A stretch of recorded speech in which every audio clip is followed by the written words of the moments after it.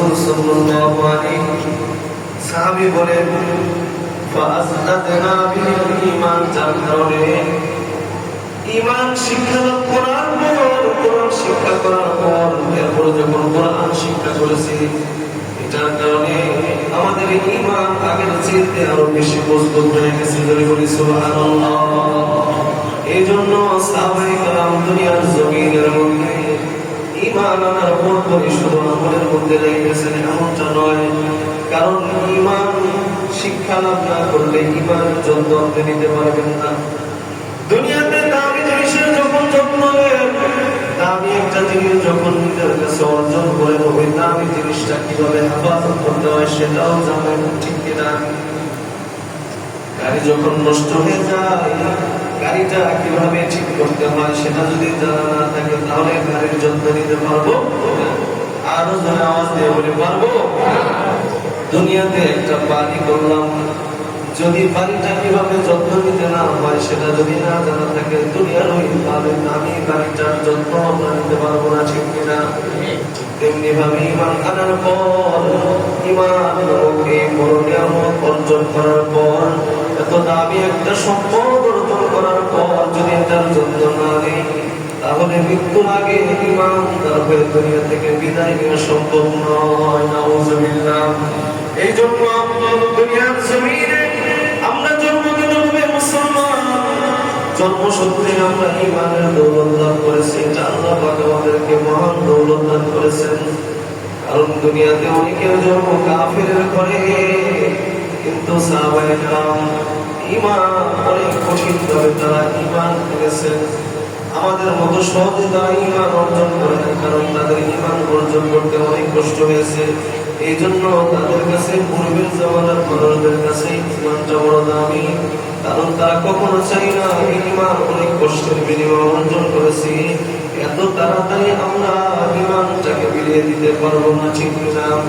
এই জন্য সাহাবায়ে কেরাম ঈমানের যত্ন নিয়েছে।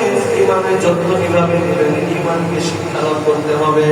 এই জন্য হযরত জিবরিল আলাইহিস সালাতু ওয়াস সালাম হাদিসটার নাম হলো হাদিস জিবরিল। এই হাদিসের মধ্যে হযরত জিবরিল আলাইহিস সালাতু ওয়াস সালাম আল্লাহর রাসূলের কাছে এসে বললেন, ইয়া রাসূলুল্লাহ, ঈমান, ঈমান কাকে বলে? ঈমান কি? আল্লাহর রাসূল সাল্লাল্লাহু আলাইহি ওয়াসাল্লাম ৬টা জিনিস বলেন। ঈমান ৬ জিনিসের নাম। আমানতু বিল্লাহি ওয়া মালাইকাতিহি ওয়া মালাইকাতিহি ওয়া কুতুবিহি ওয়া রুসুলিহি ওয়াল ইয়াউমিল আখির ওয়াল কদরি খাইরিহি ওয়া শাররিহি মিনাল্লাহি তাআলা ওয়াল বা'থি বা'দাল মাউত। আল্লাহর রাসূল সাল্লাল্লাহু আলাইহি ওয়াসাল্লাম বলেন, ৬ জিনিসের নাম হলো ঈমান। যদি কোনো বান্দা ৬ জিনিস যদি ঈমান ৬ জিনিসের উপর বিশ্বাস করে, তাহলে ওই বান্দা ঈমানদার হয়ে যায়। বলি সুবহানাল্লাহ। ৬ জিনিস কি? আল্লাহর রাসূল সাল্লাল্লাহু আলাইহি ওয়াসাল্লাম বলেন, আমানতু বিল্লাহি ওয়া মালাইকাতিহি। প্রথমত আমি আল্লাহর উপরে ঈমান আনলাম। দ্বিতীয়ত রাসূল বলেন, ওয়া মালাইকাতিহি, ফেরেশতাদের উপর ঈমান আনলাম। ওয়া কুতুবিহি, আসমানি যত কিতাব আছে সকল কিতাবের উপরে ঈমান আনলাম। ওয়া রুসুলিহি, আসমান আল্লাহ তাআলার পক্ষ থেকে যত রাসূল দুনিয়ার জমিনে আসছে সকল রাসূলের প্রতি ঈমান আনলাম। পঞ্চম, ওয়াল কদরি খাইরিহি ওয়া শাররিহি মিনাল্লাহি তাআলা, আল্লাহ তাআলার পক্ষ থেকে যত ভালো মন্দ আমাদের উপরে আসবে, ভালো মন্দের তাকদীরের উপর ঈমান আনা। পঞ্চম নম্বর, কাল কিয়ামতের ময়দান, হাসরের ময়দান, কিয়ামতের ময়দানের উপর পুনরুত্থানের উপরে ঈমান আনা। জোরে বলি সুবহানাল্লাহ। এই ৬ জিনিসের উপরে ঈমান আনা হলো পরিপূর্ণ ঈমান। যে ঈমান, এটা আমরা আমাদের এই মজলিসের মধ্যে সবাই এই ঈমান সম্পর্কে জানি, ঠিক কিনা? এই কালিমার নাম হলো এই ঈমান। আমরা অনেক সময় ছোট অবস্থায় শুনছি ঈমানে মুফাসসাল। এটার নাম কি? ঈমানে মুফাসসাল। আমানতু বিল্লাহি ওয়া মালাইকাতিহি ওয়া কুতুবিহি ওয়া রুসুলিহি ওয়াল ইয়াউমিল আখির ওয়াল কদরি খাইরিহি ওয়া শাররিহি মিনাল্লাহি তাআলা ওয়াল বা'থি বা'দাল মাউত।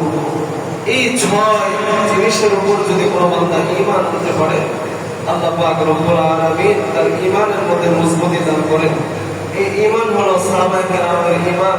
এজন্য আল্লাহ পাক রব্বুল আলামিন বলেন, যদি ঈমানদার হতে চাও কাদের মতো হও, যে আমিনু কামা আমানান নাস। সাহাবায়ে কেরাম যেভাবে ঈমান এনেছে, সাহাবায়ে কেরাম যেভাবে ঈমান এনেছে, তোমরাও এভাবে ঈমান আনো। যদি সাহাবাওয়ালা ঈমান নিয়ে যদি দুনিয়া থেকে বিদায় নিতে পারো, তাহলে আমি আল্লাহ পাক যে ঘোষণা করেছি, ইন্নাল্লাযীনা আমানু ওয়া আমিলুস সালিহাত কানাত লাহুম জান্নাতুল ফিরদাউসি নুজুলা। আল্লাহ পাক রব্বুল আলামিন বলেন, যদি ঈমান নিয়ে যদি কেউ দুনিয়া থেকে বিদায় নেয়, আমি আল্লাহ পাক রব্বুল আলামিন তাকে জান্নাত দান করব। সুবহানাল্লাহ। এই জন্য আল্লাহ পাক রব্বুল আলামিন আমাদেরকে ঈমানের বেশি বেশি যত্ন নেওয়ার তৌফিক দান করুন। সকলে বলে আমিন।